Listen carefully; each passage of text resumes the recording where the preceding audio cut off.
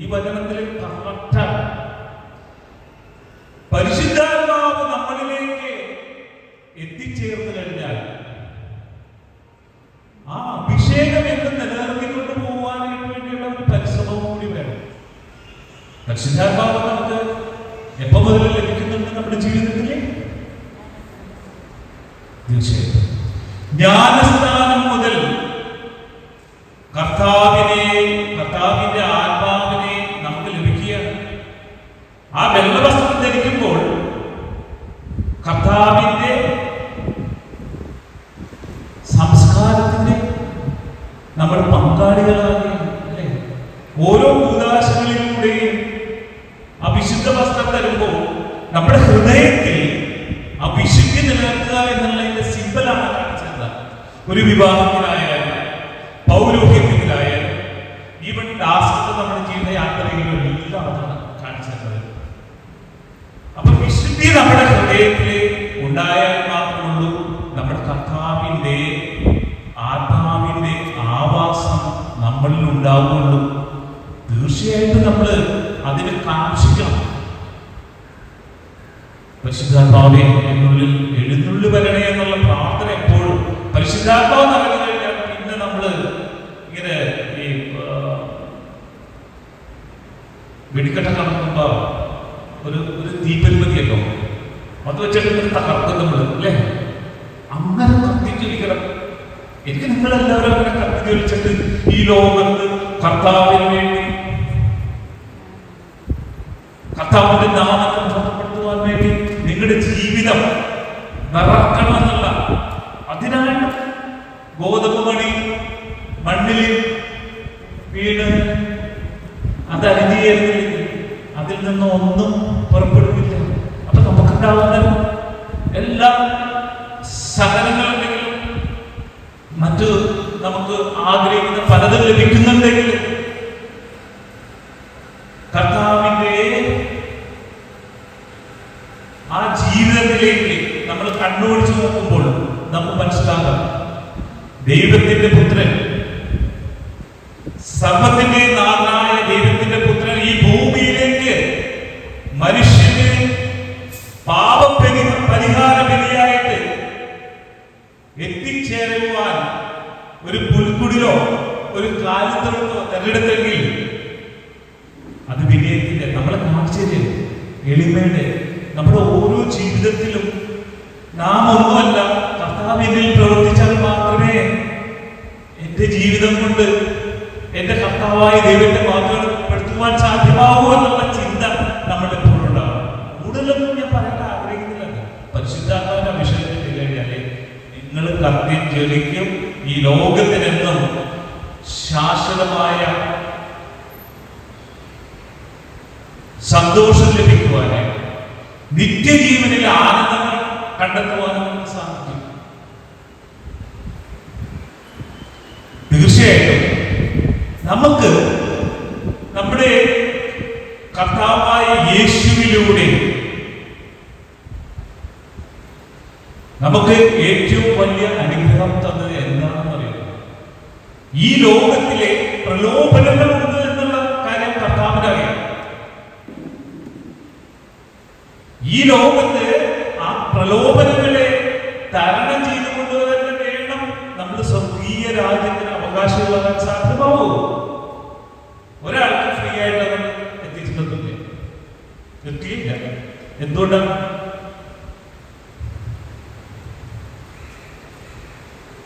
ദൈവമേ നീ പരിശുദ്ധനാവുന്നു, ബലവാനെ നീ പരിശുദ്ധനാവുന്നു, അമർത്യനെ നീ പരിശുദ്ധനാവുന്നു. പരിശുദ്ധനായ ദൈവത്തിന്റെ പക്കലേക്ക് നാം ചേരണമെങ്കിൽ എത്ര പെർസെന്റേജ് പരിശുദ്ധി വേണം? എന്താണ് 59? ചേച്ചി പറ്റില്ല, ശരിയാണോ? അത് സംശയമുണ്ടല്ലേ?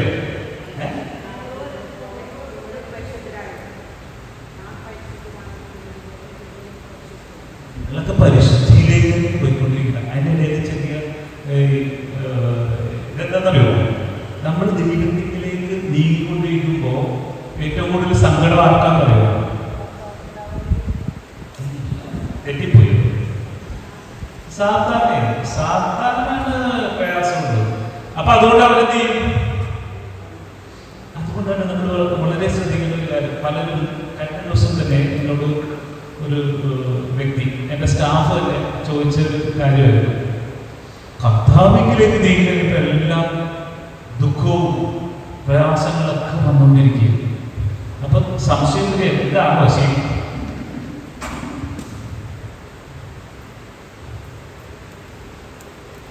കാരണം എൻ്റെ സാത്താന്റെ സ്വന്തമായിരുന്ന ഞാൻ പതുക്കെ അവിടെ മാറിയത് എനിക്ക് മനസ്സിലായി.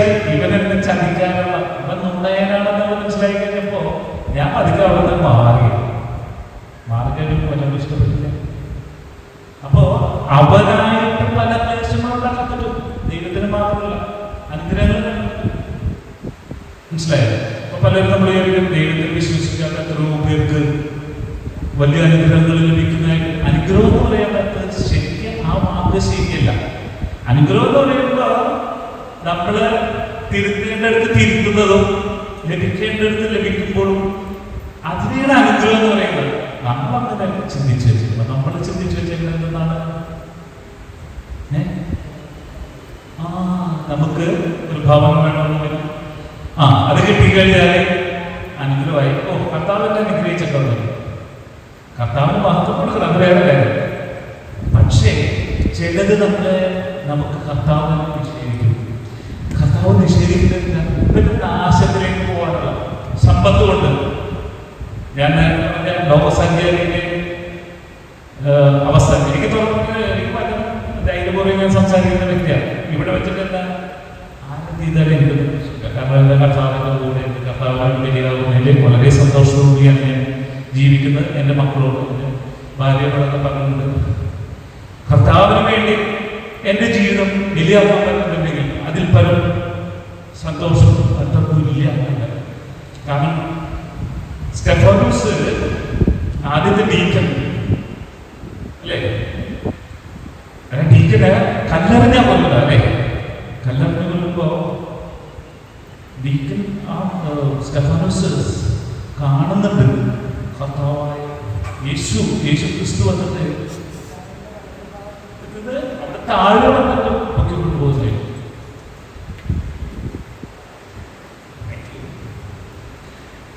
അപ്പൊ അങ്ങനത്തെ ഒരു അവസ്ഥ വന്നു കഴിഞ്ഞാല് ദിൽപര സന്തോഷം വേറെ കിട്ടാറ്. ഞാനെന്തായാലും മരിക്കുകയോ കർത്താവിനായിട്ട് മരിക്കാൻ തയ്യാറായിട്ട് തന്നെ ഞാൻ നടക്കുന്നത്.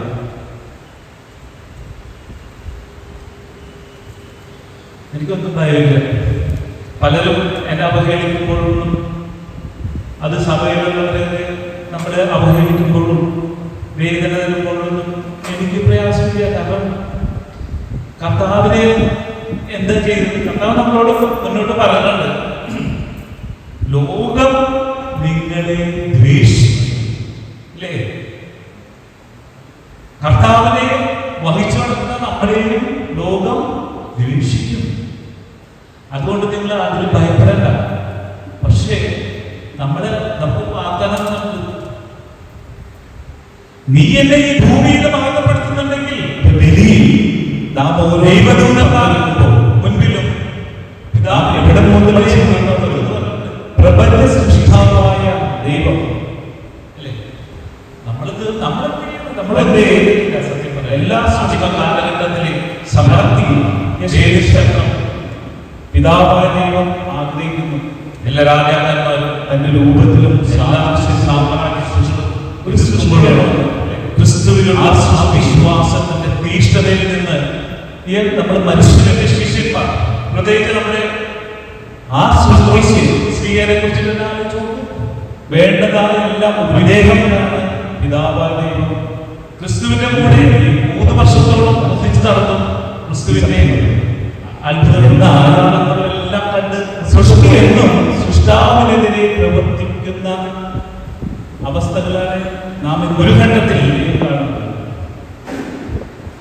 ഓരോ മനുഷ്യനും വ്യക്തിപരമായ ആരെയും നാം ഉപേക്ഷിക്കരുത് എന്നതാണ് സത്യം. പക്ഷേ അടുത്തയിടെ മാധ്യമങ്ങളിൽ കണ്ട ഒരു സബ്ജക്റ്റാണ് ഞാനിപ്പോ സംസാരിക്കുന്നത്. അല്ലേ? പക്ഷേ ഭൂമിയിലൊന്നും യൂദാസിനറിയാത്ത അനുതാപമുണ്ടായി. പോലെ എന്ത് വാഴക്കണ്ട അനുദപിച്ചു.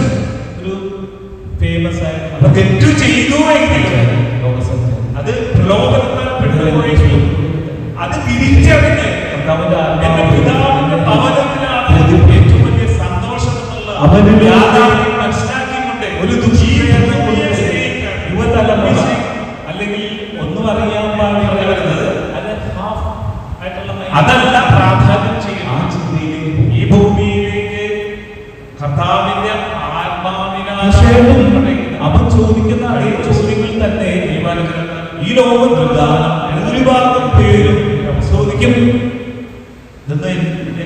എന്റെ കഴിവ് നമ്മുടെ ആവശ്യം എഴുതാൻ പറയുക എന്റെ കഴിവാകുമ്പോൾ പിന്നെ ഈ ഇവിടെ ആ വരികള് ഞാൻ വീണ്ടും വിളിച്ചിട്ടാണ് ഈ ക്വസ്റ്റ്യൻ പഠിക്കാൻ മനസ്സിലാക്കും എന്താ ക്വസ്റ്റ്യൻ. അപ്പൊ കർത്താവ് എഴുതാൻ പറയും ചെയ്യുന്നില്ല.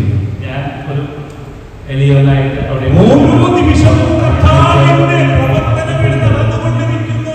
ഏകദേശം ദൈവത്തിന്റെ കൃപയാൽ 1000 പറയുന്നു സോളം പ്രപഞ്ചമെല്ലാം സൃഷ്ടിച്ചാലുള്ള വളരെ മാത്രമുള്ള ഒരു അവസരം. അതിലെ ഒരു നക്ഷത്രം സൂര്യനെ ചുറ്റുന്ന ഭൂമി അതൊരു ഗ്രഹമാണ്. സൂര്യനെ ചുറ്റുന്നതോടൊപ്പം തന്നെ പറയുന്നത് ഭൂമി സ്വയംന്റെ ചുറ്റുന്നുണ്ടല്ലേ. ഇതെല്ലാം ചേർന്നിട്ട് എനിക്കായിട്ടൊരു രൂപം നമുക്കിവിടെ തന്റെ എനിക്ക് ഈ ഭൂമിയിലേക്ക് തോന്നണ്ട. ഈ ഇവിടുത്തെ ഭൗതിക ശരീരം അതിനും ഒരുക്കുന്നത് ഇല്ലല്ലേ? അതൊക്കെ ഒരുക്കുന്നത് തീർച്ചയായിട്ടും നമുക്ക് ആർക്കും മനസ്സിലാവും. എന്താ സത്യം? എന്താ ഭൂമി കറങ്ങുന്നത് അല്ലെ? സൂര്യനെ കിട്ടുന്നു. അങ്ങനെ രാവിലെ പകലുണ്ടാകുന്നത് നമ്മുടെ വർഷങ്ങളിലേക്ക് ആ കണക്കിലാണ് അല്ലേ? ശരിയല്ലേ?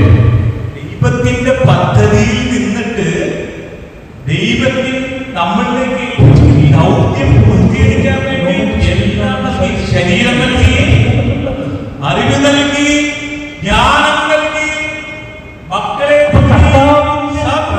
നൽകിയിട്ടുണ്ടെങ്കിൽ നിന്റെ സൃഷ്ടാവായ ദൈവത്തെ വാർത്തപ്പെടുത്തുവാൻ നീ ശ്രമിച്ചു. ഇതൊരു ക്വസ്റ്റ്യൻ. നമ്മുടെ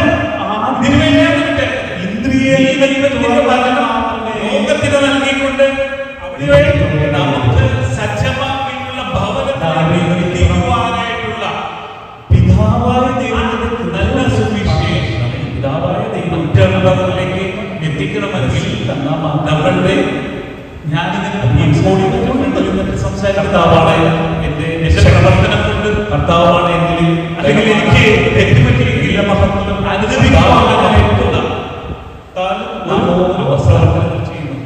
ചന്ദ്രനിൽ പോയി അല്ലെങ്കിൽ ഭൂമിയിൽ പലതും എൻജോയ് ചെയ്യുന്നതല്ല കർത്താവിന്റെ പ്രവർത്തനമാണ് എന്നും സ്വയം പലതും തീരുമാനിക്കണം. നല്ല വീട് വാങ്ങിക്കണം, നല്ല കാർ വാങ്ങിക്കണം, അങ്ങനെ പലതും നിത്യജീവന്റെ പോലെ നമ്മുടെ ജീവിതത്തിൽ കർത്താവ് കൊണ്ട് ക്രിസ്തുവിന് വേണ്ടി ജീവിച്ചുകൊണ്ട് ദൈവനാമത്തെ മഹത്വപ്പെടുത്തുവാനായിട്ടുള്ള അവസരവും എന്നിലും എന്റെ പിതാവായ വിശ്വസിക്കുകയും വിലയേറിയ ഒരു കാലഘട്ടത്തിൽ പ്രവർത്തനത്തിൽ നാം പങ്കാളിക്കുമ്പോൾ കർത്താവ് നമ്മളെ ബോധ്യപ്പെടുത്തുന്നുണ്ട്. കർത്താവ് എന്താണ് ബോധ്യപ്പെടുത്തിയത്? നമ്മുടെ ഓരോ പ്രവർത്തനങ്ങളിലും നമുക്ക് ഭൗതികവുമായ ആത്മീയമായ എല്ലാ ഒരു ദൈവവചനം നമുക്ക് കാണാൻ സാധിക്കും. കർത്താവ് പ്രാർത്ഥിക്കുന്നത് ലോകത്തിന്റെ അവസാനം നമ്മുടെ ഭൗതിക എന്താണ് നമ്മൾ പറയുന്നത്?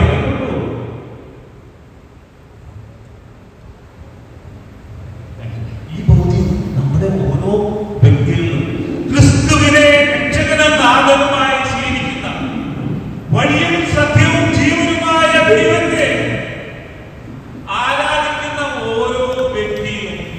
ആത്മീയ തലങ്ങളിലേക്ക് ഉയരാനായിട്ട് വേണം നമ്മൾ ഓരോ കുർബാനയും.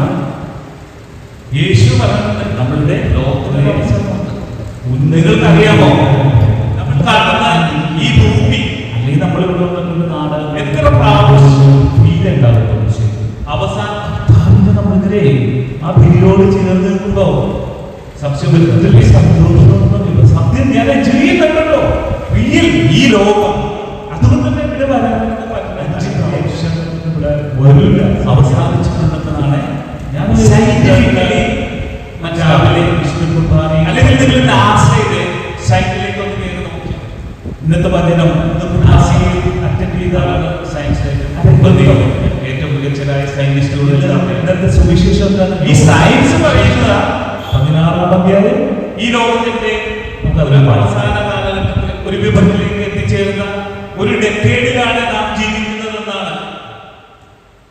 ഞാൻ തെറ്റിദ്ധാരണ വരുന്നില്ല, എനിക്കറിയത്തില്ല. കാരണം യേശുവിനെ അറിയാൻ പാടില്ലെങ്കിൽ ഞാനൊരു ഒന്നുമല്ലാത്ത ഒരു സൂക്ഷ്മാണുവിന്റെ പോലും ശക്തിയില്ലാത്ത ഞാൻ പറയുന്നില്ല. പക്ഷെ വചനം നമ്മൾ ബോധ്യപ്പെടുത്തിയിട്ടുണ്ട്.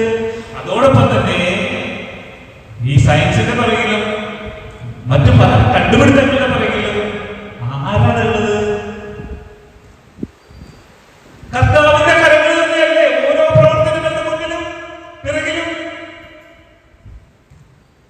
ഈ ചില 12 വർഷക്കാരൊക്കെ എന്ത് ക്ലാസ് പോകുമ്പോൾ കഴിഞ്ഞാൽ നമുക്ക് പ്രാർത്ഥിച്ചു മാറ്റാൻ പറയുന്ന അവസരമുണ്ട്.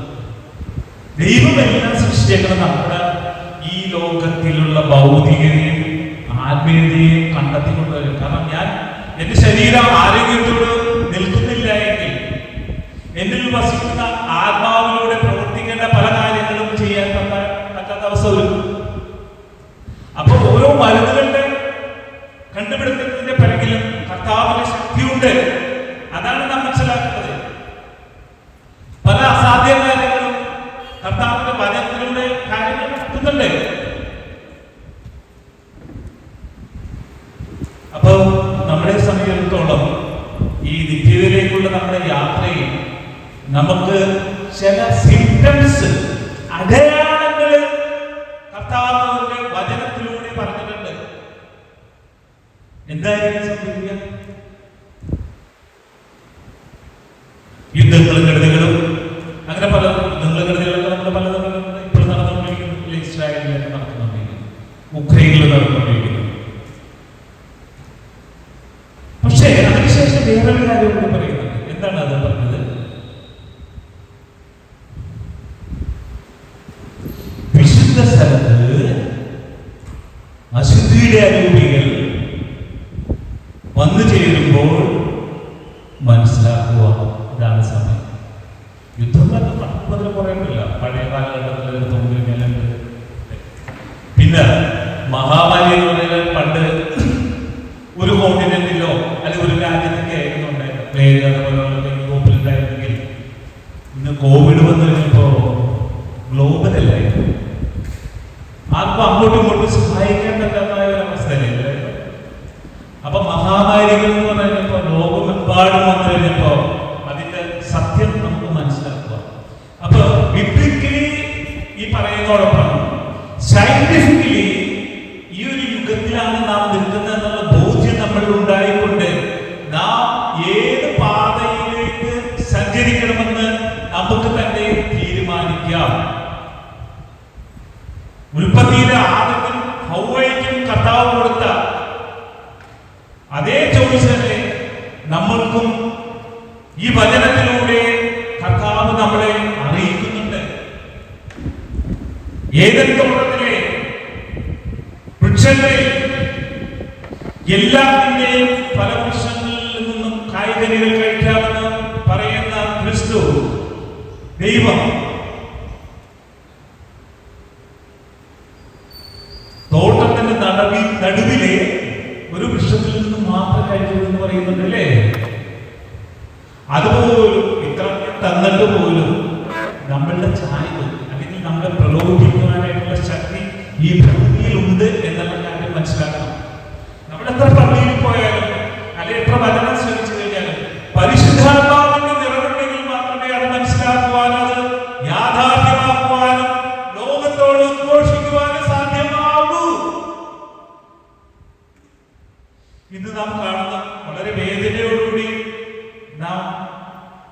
അറിയുന്നു. പ്രത്യേകിച്ച് നമ്മുടെ ഈ കേരളത്തിൽ കർത്താവായ യേശു സ്ഥാപിച്ച സഭയെ, ആ കൂദാശകളെ അവഹേളിക്കുന്ന അവസരങ്ങളെ നാം കാണുന്നുണ്ട്, അല്ലേ? കാണുന്നുണ്ടോ? ആരെങ്കിലും കാണുന്നുണ്ടോ? കർത്താവിനെയാണ് വേദനിപ്പിക്കുന്നത്. The wrath of God, ദൈവത്തിന്റെ ക്രോധത്തെ കുറിച്ച് കേട്ടിട്ടുണ്ടോ നിങ്ങൾ ആരെങ്കിലും? നോഹയുടെ കാലത്തും ലോത്തിന്റെ കാലത്തും അതേപോലെ ഇപ്പോഴും നടന്നിരിക്കുന്നു. അത് നമ്മൾ മാറ്റില്ല എന്ന് മാത്രമേ എനിക്ക് പറയാൻ. കർത്താവ് ഈ സഭയെ സ്ഥാപിച്ചത് എവിടെ വെച്ചിട്ടാണ്? കർത്താവ് സഭയെ സ്ഥാപിക്കുവാനായിട്ട് ഉദ്ധിതനായ ശേഷം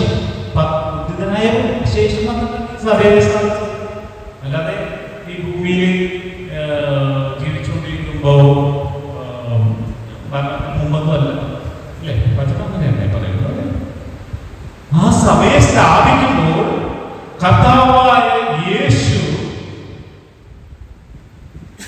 തന്റെ ശിഷ്യനായ പത്രോസിനെ വിളിച്ചു വരുത്തിയിട്ട്, മറ്റുള്ള ശിഷ്യരുമുണ്ട്, അല്ലേ? അവിടെ എന്താ പറയുന്നത്? യോഹന്നാന്റെ പുത്രനായ ശിമയോനെ, നീ ഇവരെക്കാൾ കൂടുതലായി എന്നെ സ്നേഹിക്കുന്നുവോ? നമ്മൾ ഓരോരുത്തരെയും കർത്താവ് വിളിച്ചിട്ട് ചോദിക്കുന്നുണ്ട്. ചിലവരൊരു ഇല്ല കർത്താവേ, ഞാൻ എൻ്റെ ഭർത്താവിനെ സ്നേഹിക്കുന്നു, അല്ലേ? എൻ്റെ മക്കളെ സ്നേഹിക്കുന്നു, അല്ലെ എൻ്റെ ഭാര്യയെ സ്നേഹിക്കുന്നു. പത്രോസ് മറുപടി പറയുന്നത്, കർത്താവേ എന്നറിയുന്നത് എൻ്റെ ആടുകളെ മേയ്ക്കുക എന്നുള്ളത്, അല്ലേ? ആടുകളും പിന്നെ വീണ്ടും എന്റെ കർത്താവിന്റെ വട്ടക്കാരനാണ് വീണ്ടും ചോദിക്കാനായിട്ട്. യോഹന്നാന്റെ പുത്രനായ ശിമയോനെ, നീ എന്നെ സ്നേഹിക്കുന്നുവോ? വീണ്ടും ചോദിക്കുക, ഉപകർത്താവേ ഞാൻ അവനെ സ്നേഹിക്കുന്നു. പത്രോസ് വീണ്ടും പറഞ്ഞു പറയുക, കർത്താവ് എന്താ പറയുന്നത്? എന്റെ കുഞ്ഞാടുകളെ നീക്കുക. ഓക്കെ, നമ്മളോട് ഒരു പ്രാവശ്യം പറഞ്ഞാൽ ഓക്കെ എന്ന് പറയില്ലേ? രണ്ടാമത് പറഞ്ഞു. പിന്നെ ആരെങ്കിലും ചോദിക്കുകയാണെങ്കിൽ എന്തോ സംതിങ് റോങ് ഓർ സംതിങ്, അല്ലേ? നമുക്കെല്ലാം ഫീൽ ചെയ്യും, അല്ലേ? നമ്മളൊരു ചായ കടയിൽ കയറി കഴിഞ്ഞാല് നമ്മളെന്താ ഒരു ചായ വേണം, അത് കിട്ടുന്നവരെ നമ്മൾ ചായ ചായ ചായ എന്ന് പറഞ്ഞിട്ടുണ്ടോ? ഇല്ല. പക്ഷേ മൂന്നാം പ്രാവശ്യം കർത്താവായ യേശു പത്രോസിനോട് ചോദിക്കുന്നു, യോഹന്നാന്റെ പുത്രനായ ശിമയോനെ, നീ എന്നെ സ്നേഹിക്കുന്നു?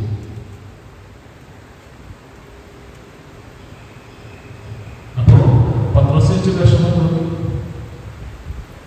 പത്രോസ്, കർത്താവേ, ഞാൻ അങ്ങേ സ്നേഹിക്കുന്നത് അങ്ങേക്ക് അറിയാമല്ലോ എന്ന് പറയും. എന്തുകൊണ്ടാണ് നിങ്ങൾക്ക് അങ്ങനെ തോന്നുന്നത്? എന്തുകൊണ്ടാണ് കർത്താവായ യേശു പത്രോസിനോട് 3 പ്രാവശ്യം ഇങ്ങനെ ചോദിക്കാൻ കാരണം?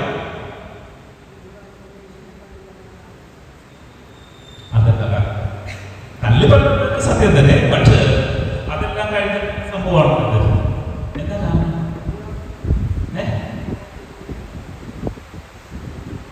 എന്തുറപ്പിക്കുന്നത്?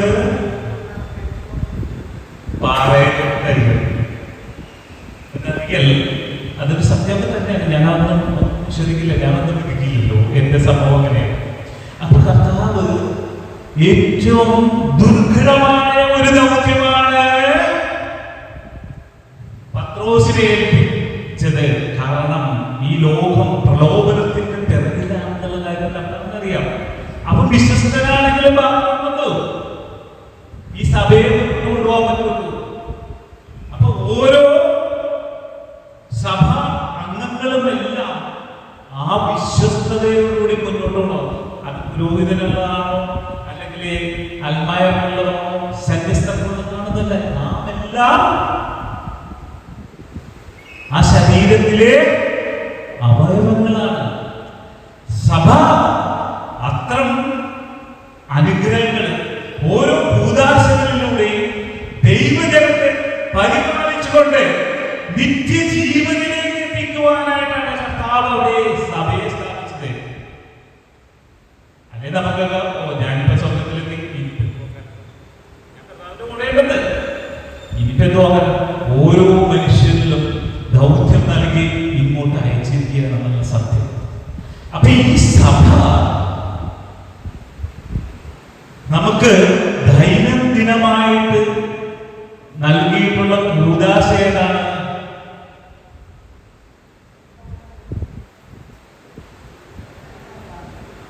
എനിക്ക് ഭയങ്കര ഇഷ്ടമുള്ള because you know everything by the grace of God.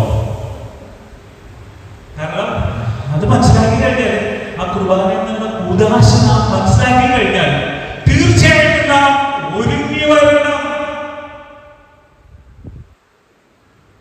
ഞാനൊന്ന് ചോദിക്കട്ടെ, നമ്മുടെ വീട്ടിലേക്ക് ഒരു ഇന്ത്യൻ പ്രധാനമന്ത്രി പോകട്ടെ, ഇപ്പുറത്തുള്ള എൻ്റെ ചെറിയ ലെവലുള്ള ഒരു മനുഷ്യൻ വന്നു കഴിഞ്ഞാൽ അത്രയും ദിവസം വരെ നമ്മൾ റിസോർട്ടിലായിട്ട് എത്തിയിരിക്കുന്ന ആ ഭവനം നമ്മൾ എന്ത് ചെയ്യും? ആ അടുത്തേക്ക് ബാക്കി എന്തൊക്കെ കൊടുക്കാന്നുള്ള ഭൗതികമായ ഈ അവസ്ഥയിൽ നാം ഇങ്ങനെ ചെയ്യുന്നുവെങ്കിൽ നമ്മുടെ കർത്താവായ യേശു നമ്മുടെ ഉള്ളിലേക്കാണ്